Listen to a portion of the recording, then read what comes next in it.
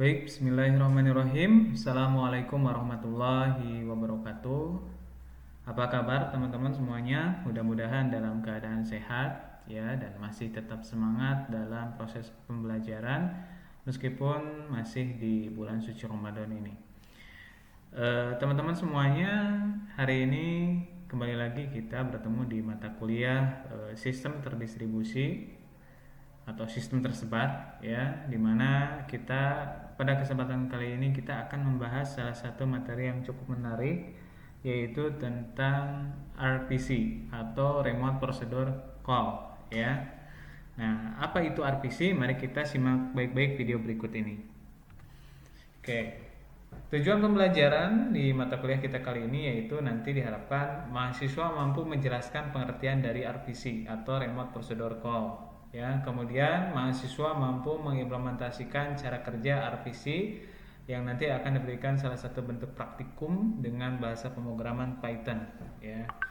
Selanjutnya di sini kita akan sama-sama mengetahui apa sih sebetulnya RPC ini. Nah, RPC ini Remote Procedure Call adalah sebuah metode yang memungkinkan kita untuk mengakses sebuah prosedur yang berada di komputer lain. Ya, jadi di sini ada pengaksesan sebuah prosedur di komputer lain. Ya, nah untuk dapat melakukan ini, sebuah server harus menyediakan layanan remote prosedur. Artinya komputer yang nantinya akan diremote itu harus menyediakan, teman-teman ya, menyediakan apa? Layanan untuk peremotan prosedur itu sendiri. Ya, jadi kalau dari servernya itu tidak menyediakan, maka si klien itu tidak bisa melakukan remote prosedur. Nah, pendekatan yang dilakukan adalah sebuah server membuka soket ya, lalu menunggu klien yang meminta prosedur yang disediakan oleh server ya. Nah, bila klien tidak tahu harus menghubungi port yang mana, klien bisa merequest kepada sebuah matchmaker pada sebuah RPC port yang tetap. Nah, matchmaker akan memberikan port apa yang digunakan oleh prosedur yang diminta oleh klien. Artinya, kalau kita ambil kesimpulan, teman-teman, RPC ini dia merupakan sebuah layanan yang disediakan oleh server, artinya komputer yang akan kita remote, yang memang dia menyediakan sebuah remote prosedur call ya, sehingga nanti pada saat klien merequest suatu prosedur, maka server dia akan bisa memberikan layanan kepada klien ya, seperti itu. Oke. Nah, RPC masih menggunakan cara primitif dalam pemrograman, yaitu menggunakan paradigma prosedur programming. Nah, RPC sendiri teman-teman ya belum menggunakan OOP, jadi paradigmanya masih prosedural ya. Nah, hal itu membuat kita sulit ketika menyediakan banyak remote prosedur ya. Artinya ketika 1 2 3 mah gampang ya, teman-teman. Tapi kalau sudah banyak ya list untuk remote prosedurnya misalkan, nanti kan susah juga ya kalau kita menggunakan paradigma procedural programming gitu ya. Nah, kemudian RPC sendiri di sini menggunakan soket untuk berkomunikasi dengan proses lainnya ya. Kemudian pada sistem seperti Sun ya, RPC secara default sudah terinstal ke dalam sistemnya. Biasanya RPC ini digunakan untuk administrasi sistem, sehingga seorang administrator jaringan dapat mengakses sistemnya dan mengelola sistemnya dari mana saja selama sistemnya terhubung ke jaringan, seperti itu. Oke, nah kelebihan RPC di sini relatif mudah digunakan ya. Pemanggilan remote prosedur tidak jauh berbeda dibandingkan dengan pemanggilan lokal prosedur ya, sehingga pemrogram dapat berkonsentrasi pada software logic. Nah, tidak perlu memikirkan low level details seperti socket, marshalling dan unmarshalling. Kemudian yang selanjutnya robust atau sempurna. Nah, sejak tahun 1980-an, RPC telah banyak digunakan dalam pengembangan mission critical application yang memerlukan scalability, fault tolerance, dan reliability ya. Oke. Di sini kekurangan RPC adalah tidak fleksibel terhadap perubahan, static relationship between client and server and runtime. Artinya dia tidak fleksibel.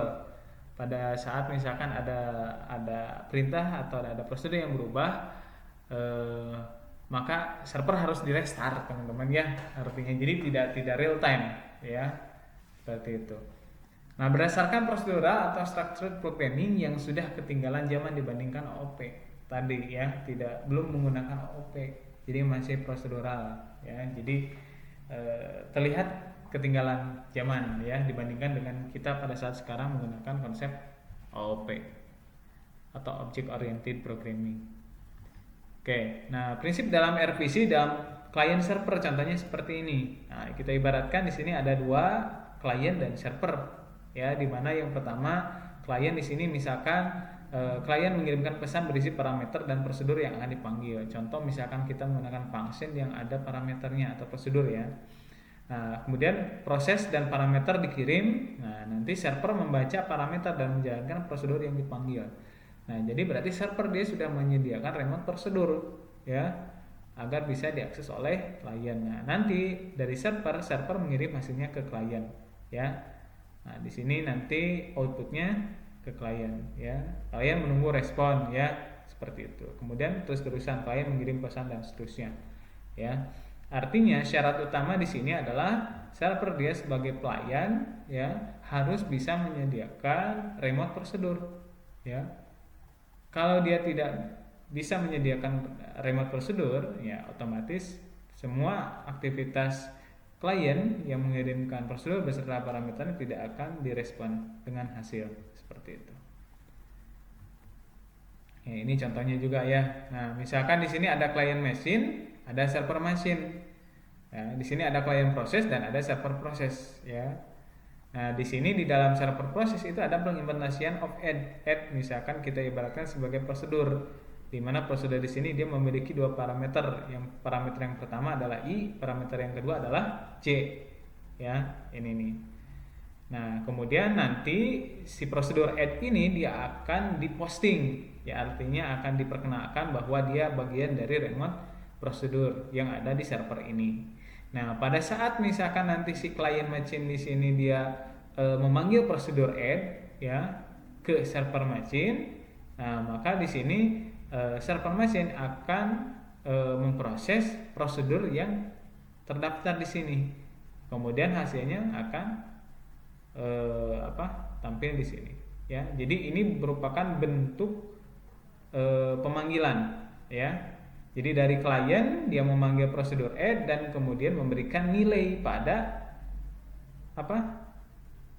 pada parameter i dan j, kemudian dikirim ke sini, kemudian diproses dan hasilnya nanti akan kembali lagi ke sini. Ya, seperti itu. Jadi prosedur add dia akan dibuat di sisi server dan akan dijalankan dan akan di request oleh klien. Seperti itu. Ya. Oke.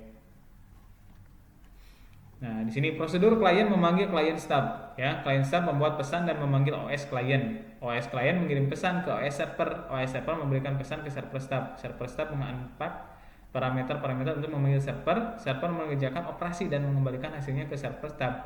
Nah, server stub mengunpack hasil tersebut dan memanggil OS server. Nah, OS server mengirimkan pesan hasil ke OS klien. OS klien memberikan pesan tersebut ke klien stub ya. Klien stub mengunpack hasil dan mengembalikan hasil tersebut ke klien ya. Kalau yang tadi saya jelaskan saya tidak melibatkan OS ya, karena memang saya harapkan teman-teman sudah paham ya, artinya ketika saya menyebutkan klien dan server otomatis sudah include dengan OS-nya sendiri ya. Jadi OS di sana sebetulnya teman-teman bisa beraneka ragam, artinya kliennya misalkan Windows, servernya bisa Linux, itu bisa ya. Seperti itu. Yang penting pada saat kita melakukan pemanggilan prosedur ke server itu menggunakan protokol yang sama. Oke. Nah, sebetulnya teman-teman ya, secara teoritis kita tidak akan terlalu bahas lebih dalam lagi untuk materi kita kali ini. Nah, kita justru akan lebih ke praktikum ya, supaya teman-teman ada gambaran. Nah, di mana praktikum kita kali ini tentang RPC, yaitu kita akan menggunakan bahasa pemrograman dengan Python ya. Kenapa pemrograman ini kita pilih? Karena memang dengan penggunaan Python di sini akan lebih mudah memberikan pemahaman terhadap teman-teman mengenai bagaimana konsep RPC ini ya. Nah, yang pertama teman-teman nanti silahkan download terlebih dahulu Python for Windows di alamat ini ya. Nanti silahkan download di www.python.org, kemudian downloads ya, kemudian download untuk Windows. Nah, nanti kalau teman-teman menggunakan Linux dan Macintosh nanti tinggal disesuaikan saja. Nah, kemudian setelah terdownload nanti silahkan teman-teman bisa install ya. Kemudian install, kemudian nanti kalau sudah selesai itu ya berarti tinggal dijalankan ya, seperti itu. Dia akan otomatis nanti terinclude dengan command prompt atau CMD ya. Nah, selanjutnya ketiga, persiapkan sebuah text editor. Nah, teman-teman kalau sebelumnya pernah mengikuti mata kuliah programming, contoh kayak pemrograman web, C++, itu pasti setidaknya sudah punya yang namanya text editor ya. Contoh bisa pakai Notepad++, Sublime, kemudian Visual Code, Atom dan lain-lain ya. Nah, kemudian yang keempat, buat 2 buah file Python. Nah, di sini ada 2 buah file, ada server dan ada client. Ada XML RPC server.py dan XML RPC dash client underscore client.py.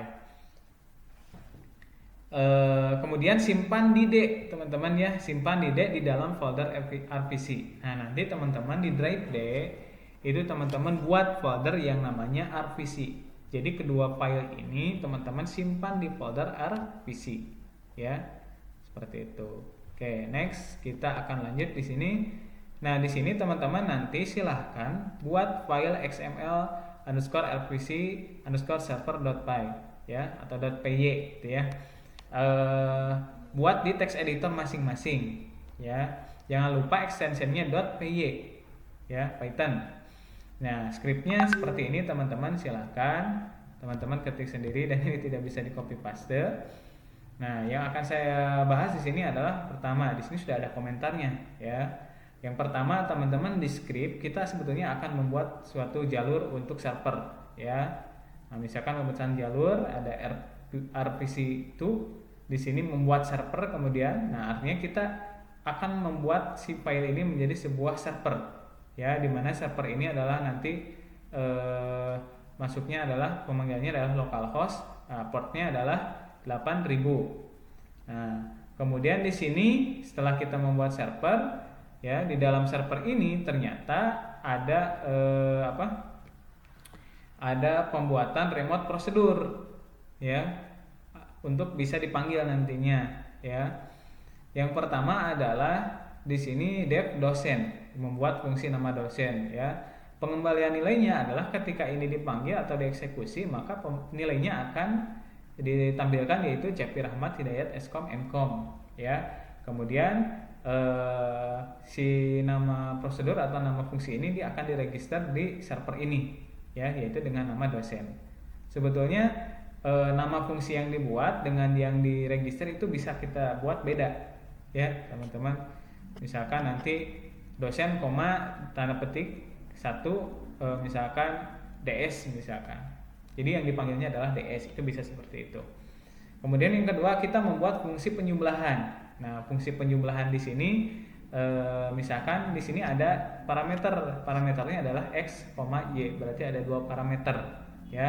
Pengembaliannya adalah x ditambah y. Jadi ketika nanti terisi x-nya 1, y-nya 2, berarti hasilnya adalah 1 ditambah 2, berarti 3.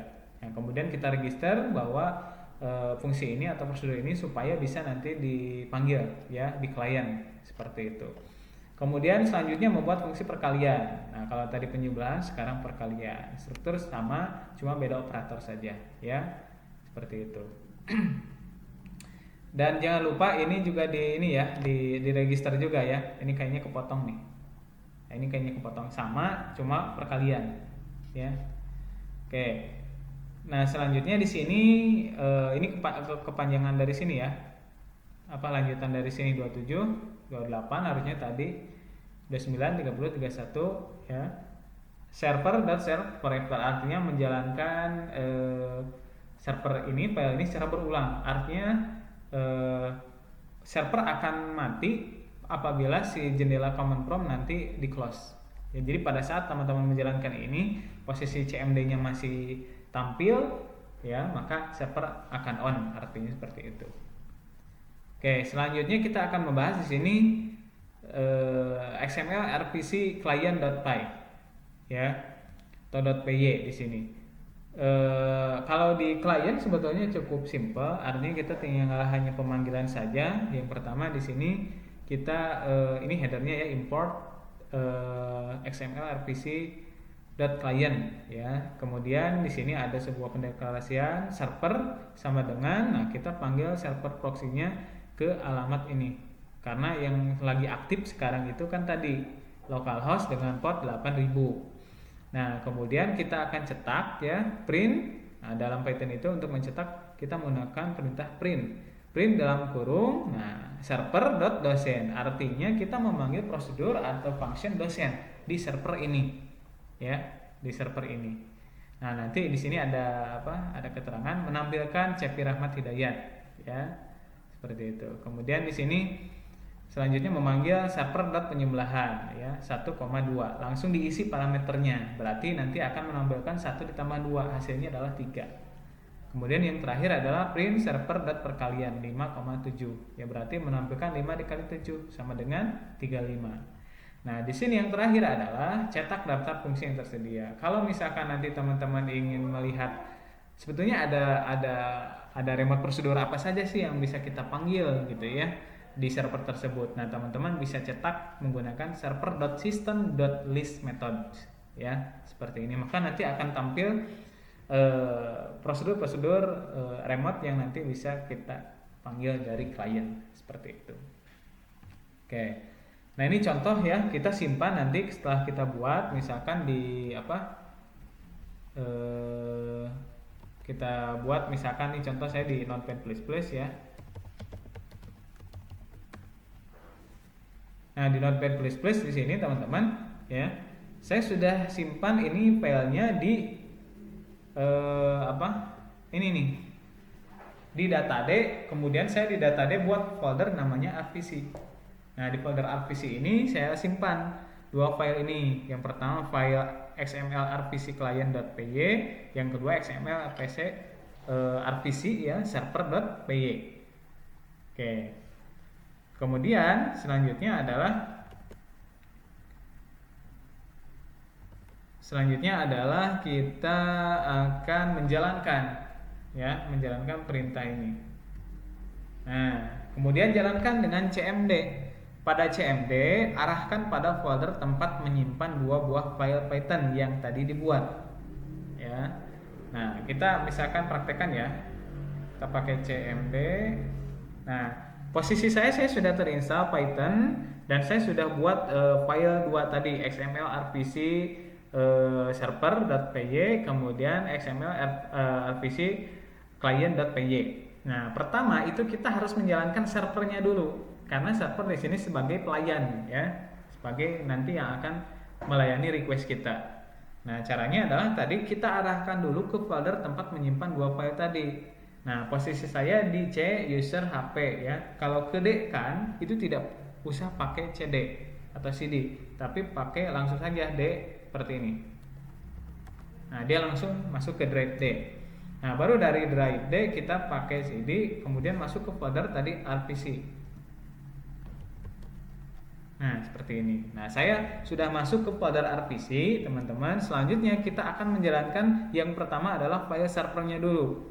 Nah, untuk menjalankan file Python itu kita menggunakan perintah Python ya. Kemudian spasi Python spasi apa tadi? XML RPC kemudian server.py ya, kemudian di enter. Nah, posisi dia berkedip-kedip seperti ini artinya sudah dijalankan servernya. Nah, selanjutnya kita akan menjalankan request dari klien. Nah, kita panggil lagi cmd, jangan sampai ditutup teman-teman ya, karena kalau ditutup berarti servernya akan mati. Oke, kita jalankan kembali cmd. Oke. Nah, yang ini server teman-teman, yang ini server ya. Nah, yang ini klien. Nah, kita akan masukkan lagi tadi ke datad, kemudian RPC, kemudian cd r folder RPC. Nah, masuk ke folder RPC, kemudian saya panggil file yang tadi kedua kita buat, XML RPC kemudian client.py. Oke. Nah, pada saat saya enter, nah XML RPC client.py ini akan dijalankan. Yang pertama itu dia akan memanggil satu-satu, yaitu prosedur yang pertama tadi prosedur dosen. Nah, dia juga akan terlihat ada proses eksekusinya di sini nih, ya teman-teman. Per prosedur ya, kelihatan jelas sekali eksekusinya. Kemudian di sini 3, kemudian 35. 3 berarti tadi karena 1,2, berarti 1 ditambah 2 3. Nah, 35 adalah tadi karena apa tadi? 5 dikali 7 seperti 35. Dan ini adalah list method yang tadi kita panggil. Jadi kalau misalkan ada 10 metode prosedur yang dideklarasikan di server, maka di sini juga akan tampil semuanya, ya. Seperti itu. Oke. Ada gambaran teman-teman? Nih, kelihatan ya, saya panggil lagi nih. Terlihat pada saat di sini merequest, di sini akan terjadi replay ya. Kelihatan di sini untuk kelihatan eksekusinya, prosesnya. Ya. Oke. Nah, nanti silahkan teman-teman di rumah dicoba ya sampai bisa jalan seperti ini ya. Nah, nanti hasilnya silahkan di screenshot ya. Nah, kemudian ganti nama Cepi Rahmat Hidayat Eskom Mkomnya menggunakan nama teman-teman, sehingga nanti screenshotnya ada nama teman-teman di sini ya. Nah, untuk absensinya silahkan teman-teman screenshot ya hasil ininya, itu hasil yang sudah dipraktekannya, kemudian bisa kirim ke alamat email untuk tugas saya ya. Nah, nanti untuk info lebih lanjutnya nanti saya akan kirim informasinya di WA group seperti itu. Oke. Silahkan nanti kalau ada pertanyaan, kalau ada kalau ada kesulitan nanti bisa menghubungi saya ya via Japri atau di grup. Oke, mungkin itu saja dari saya teman-teman. Mudah-mudahan nanti ada gambaran ya setelah praktikum. Semoga nanti teman-teman juga akan bisa mengimplementasikan di mungkin selain Python di bahasa pemrograman yang lainnya ya. Oke, sekian dari saya. Assalamualaikum warahmatullahi wabarakatuh.